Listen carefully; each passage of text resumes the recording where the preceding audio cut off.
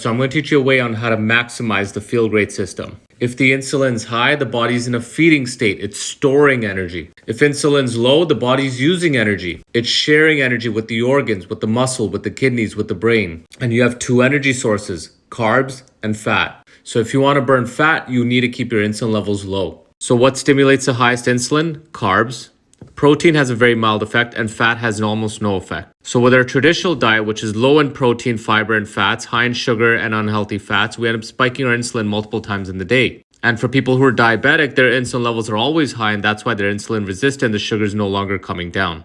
Remember, insulin is the only major hormone that promotes fat storage and inhibits fat use. So the Feel Great system goes like this, where you're burning fat in the morning with the Unimate, and then you're taking the balance to allow your body to burn fat between meals and then burn fat after dinner with the balance. If you want to maximize the effect, rather than counting calories or thinking you have to exercise more to burn fat, here's how you do it. You substitute the first meal with a more protein and fat-based meal. You'll continue to burn way more fat than before. The balance will be giving you the fibers, plant nutrients, so you're going to feel full from that meal rather than a traditional low-carb meal where you're starving. And now you'll have steady energy going into your dinner.